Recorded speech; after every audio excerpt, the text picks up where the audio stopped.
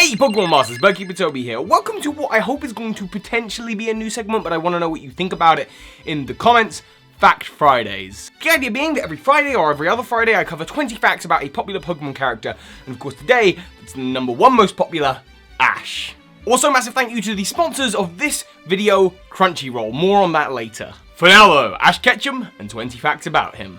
Number 1, now it's a well-known fact that Ash Ketchum doesn't seem to age. In the black and white anime, which occurs like many years after he started his journey, he's still apparently 10. That said, something that a lot of younger viewers might not realise is that Ash has had a birthday, or at least celebrated increments of a year. In the third movie, he celebrated a year since meeting his buddy Pikachu, and apparently his birthday is on April 1st. Which leads me to the only realistic conclusion.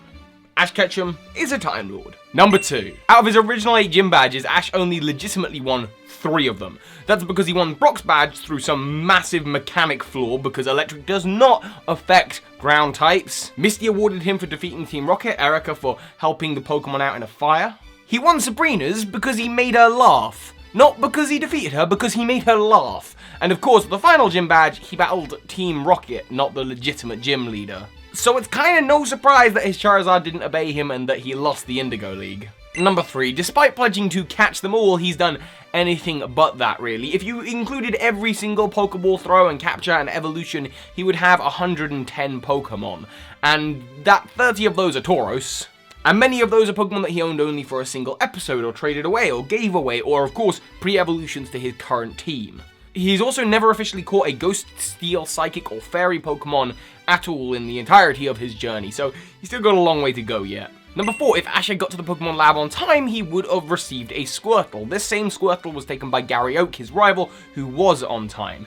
Can you imagine that? Ash and Squirtle on his shoulder, traveling the Pokemon world? Number 5, Ash has also had an appearance in the card game in the Diamond and Pearl era, where he had lots of his Pokemon appear on cards, including his Apom, Torkoal, Straptor, and of course, Pikachu. Number 6, he also appeared in his own manga series called The Adventures of Ash and Pikachu, in which he had a massive crush on Gary's sister. So you can kind of see why there's a rivalry there.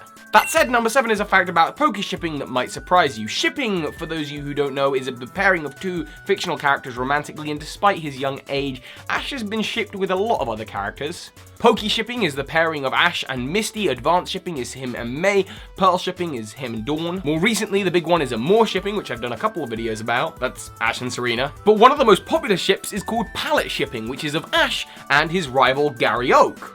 Which, if you go look it up, there's a surprising amount of content that actually kind of backs up this idea. And even more so in the original Japanese dub, so that's a thing. Number 8, the furthest Ash has ever got in a Pokemon League is 4th place when he lost to a character called Tobias in the Diamond and Pearl Sinnoh League. While Ash was just using his normal team, Tobias started off with a Darkrai that took all 6 of Ash's Pokemon to take out, and then he followed up with a Latios, meaning Ash really stood no chance. I mean, Tobias is really like that kid who uses action replay to get the strongest Pokemon. That one really wasn't Ash's fault. Number 9, Ash was originally going to be called Casey, and that was given to another character who was recurring in the Pokemon series. Number 10, halfway there, Ash Ketchum was originally voiced by Veronica Taylor, a person I have met who is absolutely lovely and voices the outros to all of my videos, as well as voicing Delia Ketchum, Ash's mother, May, April O'Neil from Teenage Mutant Ninja Turtles, and Ancient Fairy Dragon from Yu-Gi-Oh! 5Ds.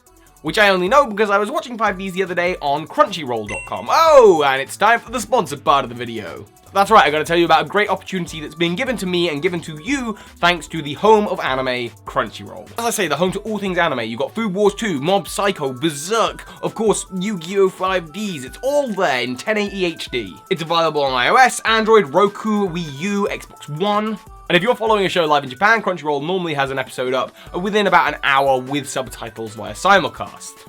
As well as this, it scans for a ton of different manga, discussions, forums where you can talk about Pokemon. And if you're someone like me, a little bit of a newbie with anime, it's a great place to start. A lot of you recommended some fantastic animes for me last time we talked about Crunchyroll. And I hope you'll recommend your favorite animes for me in the description, and which we will all be able to access together thanks to our 30-day free trial.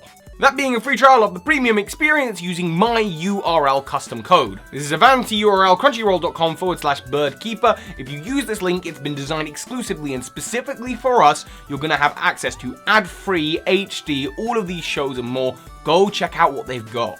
So many of you followed that link last time and discovered some great new animes to watch. This is the place to go for that. Crunchyroll.com/birdkeeper for your ad-free HD 30-day free trial. Go to the home of anime, Crunchyroll. And thank you to them for sponsoring this video. Now let's get on with the next 10 facts. Number 11, despite meeting every legendary Pokemon prior to Generation 7, Ash has not caught a single one. I mean, you knew he didn't have any legendary Pokemon, but the point is that he has met all of them, some of them multiple times. Ash, if you're trying to be a Pokemon master, get the message. Number 12, Ash, despite being the face of the franchise, has never appeared in the games. Well, apart from once. That being in Pokemon Puzzle League, so Ash really hasn't appeared in the games at all. Instead, he's normally replaced by his game counterpart, Red. Number 13, between Ash and his traveling companions, they have each collectively owned all of the starter Pokemon and their evolutionary lines.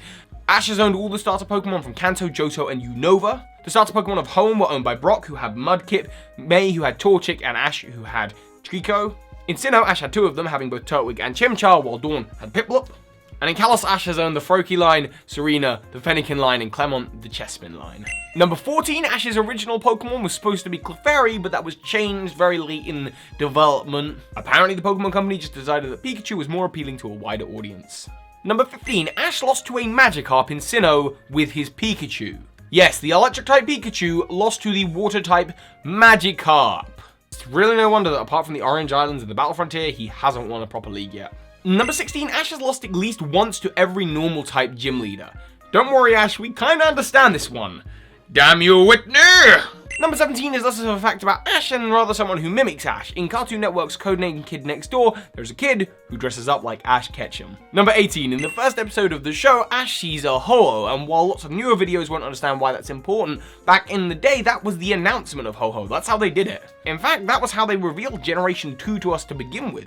Ho-Oh just appears in episode 1 of the show, and we all experienced it. It would be like if, rather than getting an announcement for the upcoming Pokemon Sun and Moon, a Pokemon from Sun and Moon just showed up in the anime. But before the announcement of the games. Number 19, Ash has been accompanied by at least 11 different main companions, most of whom, if this does become a series that you like, and you're gonna have to let me know in the comments, I will try and do a video of, and almost all of them he has been shipped with.